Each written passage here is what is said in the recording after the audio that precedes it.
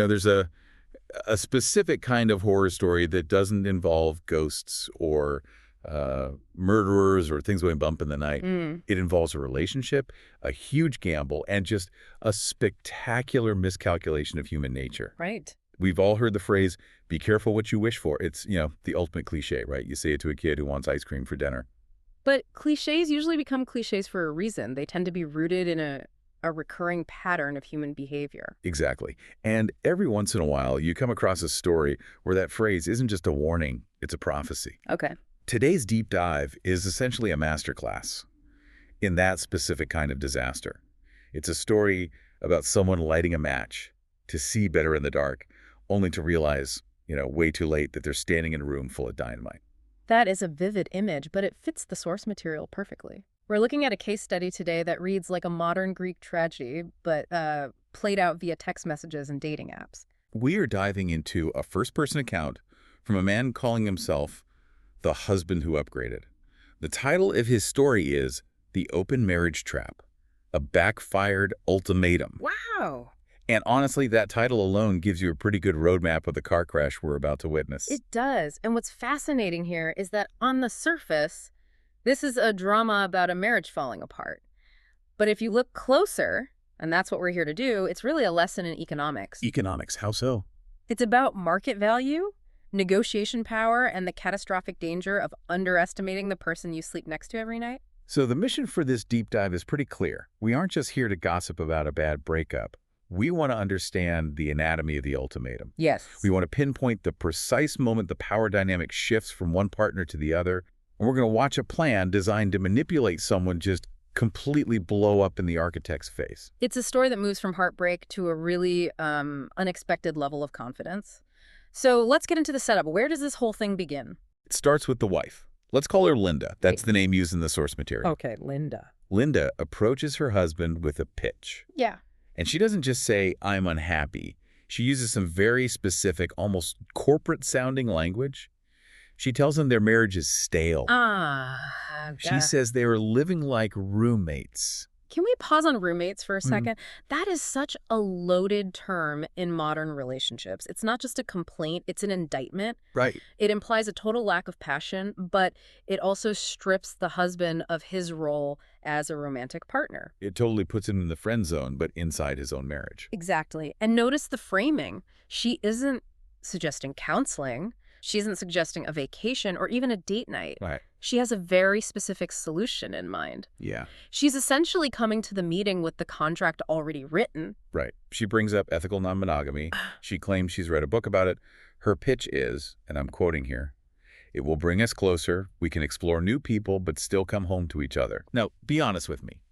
Does that argument ever actually hold water?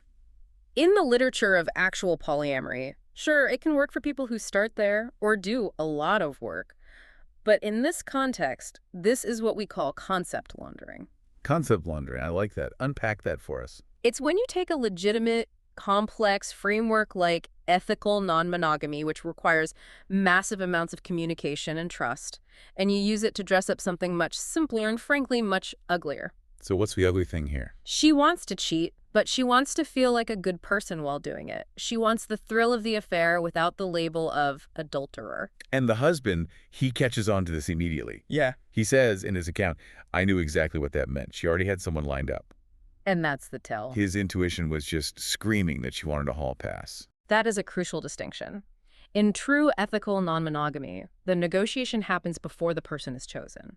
If you have someone lined up and then you ask to open the marriage, well, you aren't asking for an open marriage. You are retroactively asking for permission for a plan you've already made. But initially, the husband is just devastated. He writes that he cried, he begged her not to do this, he was heartbroken, and this is where the manipulation really kicks in. Okay. When he showed resistance, Linda didn't say, okay, let's talk about your feelings. She went on the attack. This is the gaslighting phase. And it is textbook. She called him insecure. She called him controlling. Of course she did. She took his valid emotional reaction, fear of losing his wife, and twisted it to make him the villain. It's a classic power play. By labeling him insecure, she invalidates his concerns. If he argues back, he's just proving he's controlling. It's a linguistic trap. So there's no way for him to win. None. She effectively corners him so that the only way to prove he isn't a controlling monster is to give her exactly what she wants. And then she drops the hammer, the ultimatum. She tells him, if you don't agree to this, I don't know if I can stay in this marriage. And that is the point of no return. We need to look at what an ultimatum actually is in this context. It's a bet. Linda is betting 100% of her chips on the idea that he is more afraid of being alone than he is of sharing her. She's banking on his fear. Completely. She thinks she holds the only life raft in the ocean. And initially, the bet pays off. Mm-hmm. He decides he can't lose her. He says yes. But, and this is important, he insists on rules. Smart. Even in his distress, he tried to create some kind of structure. The rules were no bringing partners to the house. And critically, both are 100% single when they are out. He signs the agreement. Okay. And here's the kicker. The ink is barely dry, literally barely dry, and Linda is out the door. 20 minutes later. 20 minutes. She leaves to meet a friend. Which just confirms everything. You don't find a date in 20 minutes unless that date has been waiting in the wings for weeks. It proves the concept laundering theory. Absolutely. The boyfriend existed before the policy did. So Linda's off to her friend, and the husband is left at home. Yeah. This is the low point for him. But this deep dive isn't just about her bad behavior. It's about her calculation. Why was she so confident this would work out for her and not him? That is the core of the miscalculation. Linda was operating on a set of assumptions about the dating market that were, frankly, delusional. Yeah. She looked at her husband, a middle-aged dad, maybe a bit settled in his ways, and she just assumed he had zero market value. She thought he was a boring middle-aged dad that no one wanted. That is a direct quote from the source. Right. She thought, I'll go out and have my fun with my exciting coworker, and he'll sit at home pining for me, and eventually I'll come back when I'm bored. She saw him as a safety net. An appliance. Reliable, but not something anyone else would try to steal. She fundamentally misunderstood the market. How so? Completely. She was looking at the casual sex market, where, let's be honest, women often have an advantage in terms of sheer access, but she forgot about the relationship market. In the world of women looking for stability, success, and maturity. A fit, successful business owner who is honest about his situation. He's a gold mine. He's a unicorn. Well, let's see how that reality check hit her. Yeah. Fast forward to the first weekend. Linda comes home. She's been gone all weekend. Smells like men's cologne. Looking smug, I bet. Oh, yeah. And she decides to twist the knife a little bit. This specific moment she chose to insult him is actually the catalyst for everything that follows. It's pure hubris. She looks at him sitting on the couch and says, with pity, "Did you have a lonely weekend, sweetie? It's okay. Dating is hard for men your age." Ouch. That is just condescension wrapped in fake empathy. She's trying to reinforce the narrative that he is lucky to have her, even part-time. It is brutal, but it backfired. The husband says that comment woke something up in him. Instead of crushing him, it motivated him. Interesting. He decides, okay, let's test that theory. And this is where the experiment begins. He takes a selfie, he downloads Tinder and Hinge, and he writes a bio that is refreshingly honest. In an open marriage, successful business owner looking for fun. Honesty is a powerful filter. He isn't trying to be 25. He isn't hiding the situation. He expected 0 matches. He thought Linda might be right, but he wakes up the next morning. Let me guess. 45 likes. 45. That is a massive number for a guy on a dating app in one night. That is the market speaking. He says it turns out being a stable, fit man in his 30s is actually very popular. This is the data point Linda missed. She was looking at him through the lens of a bored wife who sees him every day. She forgot that to a stranger, specifically a stranger tired of dating guys who play games or can't pay their rent, he's a catch. And one of those matches is Sarah. Enter Sarah, the anti-Linda. Sarah is 26. She's a fitness instructor. She's gorgeous. And unlike Linda, who sees the husband as boring, Sarah sees his situation as mature and honest. So she's not scared off by it. Not at all. They match, they chat, and they set up a date for Wednesday. This is moving fast. It is. But the real fireworks start on Wednesday night. This is the turning point. This is the scene where everything shifts. Okay, set the scene. The husband is getting ready. He's shaving, putting on a nice shirt, splashing on some cologne. And Linda is watching him. And she's confused. Because in her mental model of the world, he's supposed to be sat on the couch. He is supposed to be the control group in her experiment, not a variable. Totally. She asks, "Where are you going?" He says casually, "Oh, just a date with Sarah. She's a yoga teacher." And Linda's reaction? Denial. She laughs at him. She says, yeah, right. Have fun at the movies by yourself. Wow. She literally cannot conceive that another woman, especially a 26-year-old yoga teacher, would want him. This is cognitive dissonance in action. She has built a narrative where she is the prize and he is the baggage. The idea that he might be the prize threatens her entire worldview. It means she made a mistake. A huge one. If he is desirable, then she isn't the benevolent goddess staying with a loser. She might actually be the one in danger. Her brain just refuses to accept that. So he leaves. He doesn't argue. He just walks out the door. And he doesn't come back until 2 a.m. 2 in the morning is a statement. 2 in the morning isn't, we got coffee. It is. He walks in, and Linda is waiting up in the kitchen. She's annoyed. She snaps at him. You're late. Notice the shift. She's the one waiting up now. The roles have completely flipped. He just smiles. He says, we lost track of time. She's amazing. And he describes the moment. Linda's face dropped. She realized I wasn't lying. That is the moment. That is when the power dynamic flipped 180 degrees. Suddenly the open marriage isn't her playground anymore. It's a competition. And she's realizing she might be losing. Oh, she is. And she's about to lose a lot more. Because we moved to Friday. This is the meltdown. Linda comes home crying. Okay, what happened? What about the friend, the coworker? Well, remember that coworker she had lined up? The sure thing? Turns out he wasn't looking for a relationship. He just wanted sex.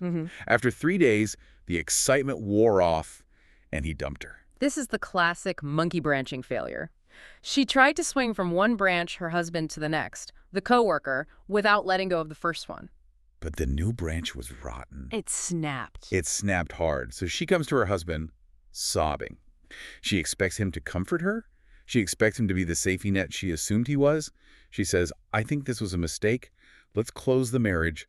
I want it to be just us again. She's trying to hit the undo button. She realized the market value she assigned to herself and to him was completely wrong. Yeah, she's panicking. She's alone and he is desirable. So she wants to change the rules back. She wants to retreat to the safety she previously called stale. But the husband, he checks his watch. That detail is so cold. I love it. He checks his watch and says, I can't do that, Linda. She screams, why not? And he delivers the truth. He says, because I'm meeting Sarah in an hour. And honestly, I haven't been this happy in years. Oof. That phrase, I haven't been this happy in years, that has to be the most devastating thing she could hear. Why that specifically? Because it confirms that she wasn't just wrong about the dating market. She was wrong about their marriage. He wasn't happy either. She thought she was the only one suffering in the roommate phase. Exactly. She assumed he was content just to be in her orbit. Hearing that he is happier without her, that destroys the ego completely. And this is where Linda just loses all control. The source describes her throwing plates, screaming, and the irony is just dripping off the walls. Let me guess. She accuses him of cheating. She accuses him of cheating. Psychological projection at its finest. She feels betrayed, so she accuses him of betrayal even though he's following the exact rules she forced him to sign. She screams, I forbid you to go. Which brings us back to the agreement. Yes. The husband pulls out the paper, the receipt. He reminds her, you wanted this, you forced this, now live with it. It's the ultimate checkmate. She used the ultimatum to force the bath open. She cannot be surprised that he walked through it. So what's the aftermath here? Because this clearly isn't a marriage that survives plate throwing and 2 a.m. dates. No, the trust is gone. The respect is gone. I mean, once you realize your partner tried to manipulate you into being a cuckold, essentially, you can't unknow that. The husband went on his date with Sarah that night. And the next one. 2 weeks later, he asked for a divorce. A decisive move. He didn't linger. And the current status. Linda is living with her sister. And she's posting sad quotes on Facebook about men throwing away loyal women. Loyal women. That is a fascinating rewriting of history, considering she initiated the whole thing to sleep with a coworker. Right. The cognitive dissonance continues. She has to view herself as the victim to make sense of the loss. Meanwhile, the husband is still seeing Sarah. He's happy. You know, the narrator uses a metaphor at the end of his story that I think perfectly encapsulates this entire situation. Oh, I know the one. He writes, my wife opened the door to let herself out, and she is mad that I locked it behind her. That is poetic. It really is. It's such a clear image of what happened. She wanted the freedom to leave, but she assumed the door would stay propped open for her return. She never imagined he would turn the deadbolt. And if we step back and look at the so what of this story, what does this tell us about relationships and ultimatums? Well, the host reflection here, my takeaway, is the sheer irony that the open marriage was the best decision she ever made, but it was the best decision for him. Yes. She accidentally liberated him from a stale marriage he didn't realize he could escape. Precisely. She forced him into the marketplace, thinking he would fail. Instead, she forced him to realize his own worth. She essentially audited his value for him, and the results came back higher than she could afford. It's a harsh lesson in ethical non-monogamy, isn't it? It is. The lesson is that you cannot use ethical non-monogamy as a cover for monkey branching. If you open a relationship specifically because you have one person in mind, you aren't exploring, you are exiting. And you have to be prepared for the fact that your partner might exit too. It also raises a huge question about the nature of ultimatums in general. That's the provocative thought I want to leave our listeners with. When you give someone a take-it-or-leave-it choice, an ultimatum, you are operating on the assumption that leaving it is the worst option. Right. You assume they are terrified of life without you. You assume you are the prize. You think you hold all the cards. But what if you're wrong? What if you force them to look at the door and they realize that what's on the other side is actually better than what they have inside? When you force someone to choose, do you ever stop to consider that they might actually be happier if they choose to leave? That is a terrifying thought for anyone throwing around ultimatums. Linda bet the house that he wouldn't leave, and she lost everything. She bet against his happiness, and that is a bet you never want to make. Absolutely. Well, that is a wrap on this deep dive into the Backfired ultimatum. A story of hubris, receipts, and unexpected happy endings. At least for one of them. Indeed. It's a reminder to know your own value, but maybe check the market before you sell. Thanks for listening. We will catch you on the next deep dive. Stay curious.